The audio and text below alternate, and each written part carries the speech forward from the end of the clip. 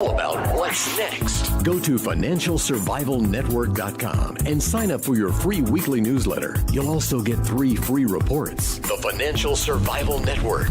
It's all about what's next.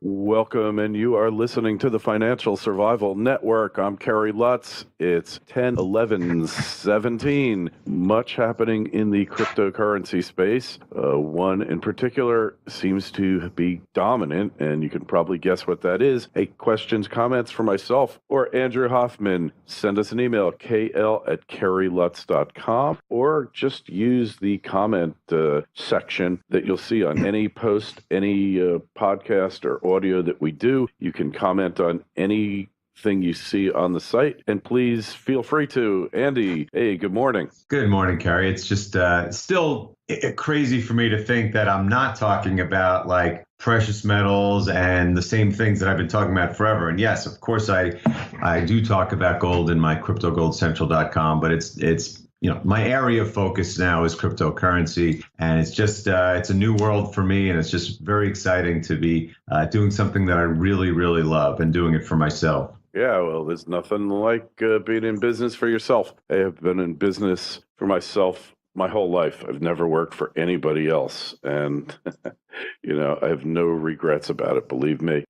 But hey, here you are. So look, it's been a month now since you've gone out on your own. And what's your monthly review here? What is the monthly perspective looking like? Monthly? Well, in cryptocurrency, things move in, as I say, double dog years. So to think about what the world was like a month ago. I mean, a month ago, first we hit 5,000 or in Bitcoin, and then the Chinese banned it, and Jamie Dimon said it was a fraud worse than tulips. And then we have all these hard forks coming up, and the price turned around. It's approaching 5,000 again. And as you said, the Bitcoin's dominance has taken a dramatic increase lately relative to all of the altcoins. So there's a lot of cross currents going on. And the biggest thing I think is going to be once these hard forks, these final hard forks are finished, the SegWit 2X in November, and we move into 2018 when, as you know, Wall Street and most of Main Street make their capital decisions for 2018 at the end of the year. And I think 2018 is going to be the year where you really start to see capital flow into this space, both in terms of investing and in capital investment. Yeah. So where do you see the capital flowing into what types of currencies? Because look, there's probably 1,500 or 2,500 at this point. So many of them are frauds. Others are just not viable. Where's the money going to flow? I mean, you really got to have something special to get the investment dollars flowing into this concept. Right. Besides the established leaders, and I'm a skeptic of Ethereum. I really don't see it long run because it doesn't have independence. But you mentioned last show the two that you're in are Bitcoin and Litecoin. Has anything else come up in the past 24 hours?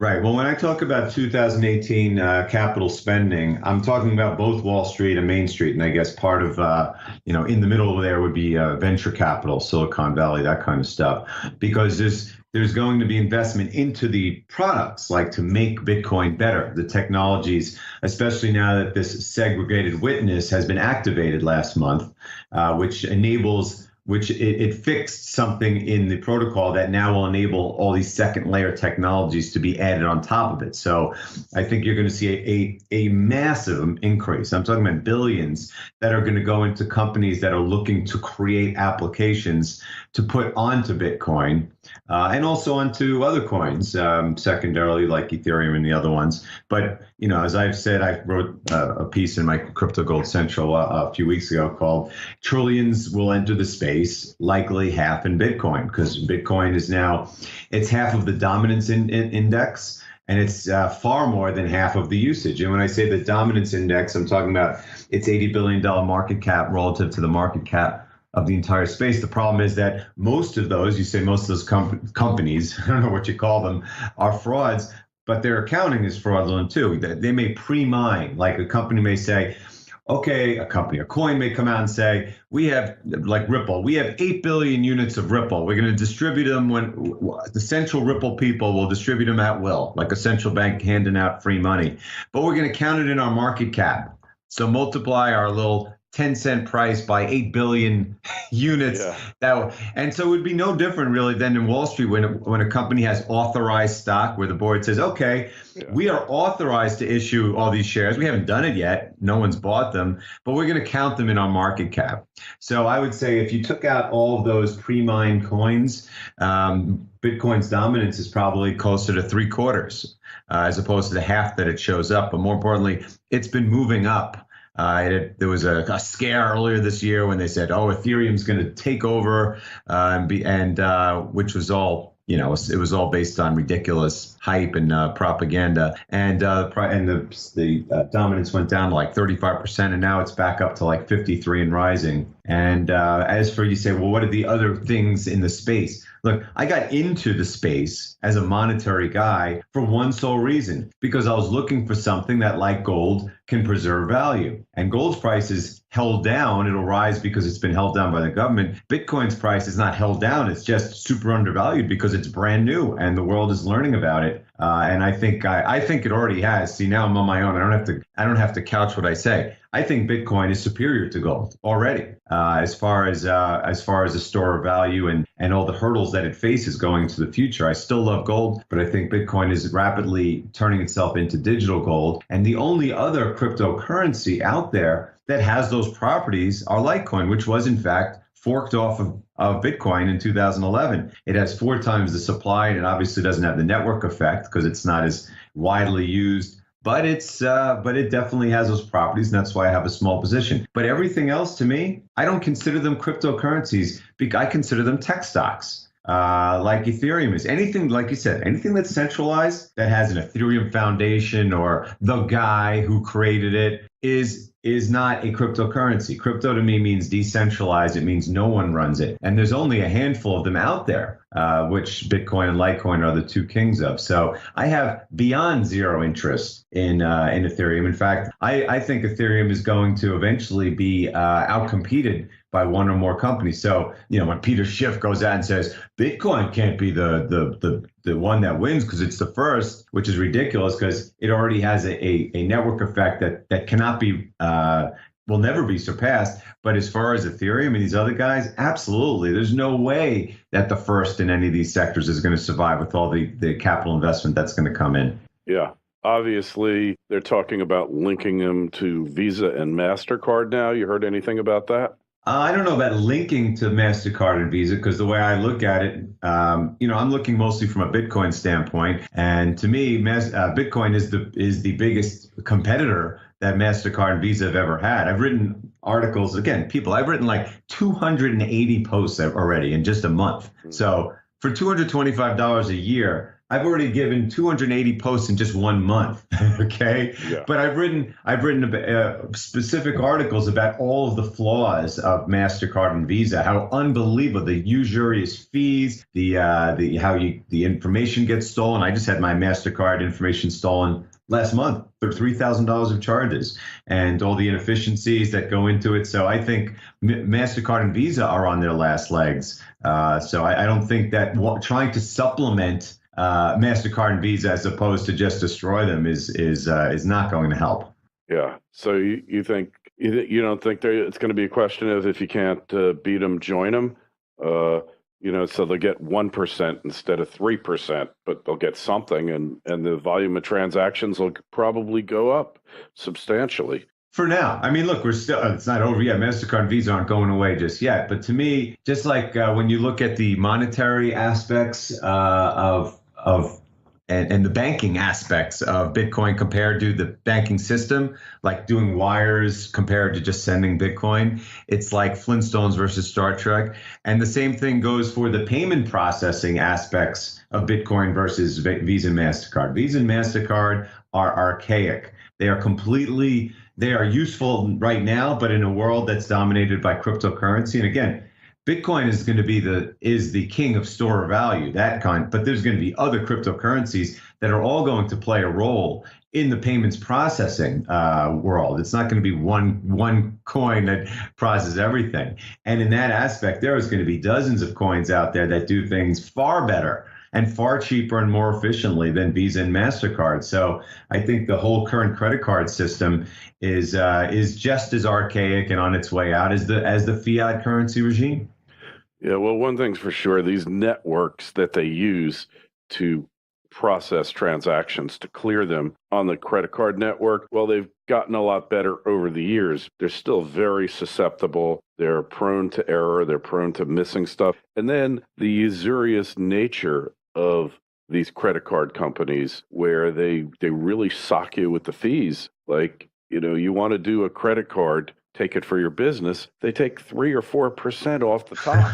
I mean, yes. That's just outrageous. And what do you get for that 3 or 4%? The convenience of your client being able to pay you. I mean, for instance, I'll send out an invoice now and I'll say, don't use credit cards. Click the thing and send an e-check, which is what's called an ACH, automated clearinghouse transaction. And it costs 50 cents instead of $50. And I get the money in 2 days and it's done. So that's just one example where they're really hosing the public. I mean, it's probably tens of billions of dollars a year that go down the tubes in credit card clearance fees, not to mention the crappy equipment you have to get that doesn't really work right. I mean, you're in the supermarket now. It takes 5 times as long to put your credit card through and clear the transaction. You know what I'm saying? It's a real frustrating thing. Well, yeah. Well, it's funny because you say, they hurt the public. But the thing is, the public doesn't think that. The public loves it. You get your credit card and everything goes fine. It's not until you are selling things, as I am now for the first time, where you realize all these things. When I saw for the first time that this Stripe, I use Stripe, it's one of the bigger processors, they take 3%. Of every so if you say, oh, Andy, you charge $225 a year, no, I charge $225 minus 3%, and there's, by the way, I've had a whole bunch of people have they tried to pay me and it got blocked because now the AML KYC rules are so onerous that credit cards are getting scared of accepting a lot of payments. And then on top, I mean, you think about it. I told you this was a month ago. I had my MasterCard. I've had this MasterCard account forever. And all of a sudden, $3,000 worth of charges showed up on it. Right. And it was funny because what happens is, they send me a text and they call my cell phone and they emailed me and said, you got to look in your account. We have a potentially fraudulent transaction you should look into. So I do. I look into it. And it was basically 2 transactions totaling like $90 for some clothes store in California. And I'm thinking, really, that's what you flagged? And then when I looked at my card, at the other charges that were not flagged, there were two charges each for $716. So the same charge, but twice, for Vegas Mobile. There was a $700 plane ticket to Vegas from Denver and a $500 Vegas hotel. And none of those things were flagged, but the $100 worth of clothes were. And the thing was that, yes, MasterCard, they ate it. But you know what they did? Because this is the second time this has happened to me. When this happened to me a year or 2 ago, it took me a while to get a new card. It was a real pain in the neck. This time, they FedExed a brand new card in 24 hours. Because I think that they know the competition to steal people's 3% fees is so intense, and they got to get it while they can, that they don't care. They'll eat the $3,000. It's like they're like, oh, this guy, Andy, he pays his tax with this card. So that'll be a 3%. We'll get it all back right now. The thing is, those 3% fees are going to be washed away by cryptocurrency. To do the kind of thing,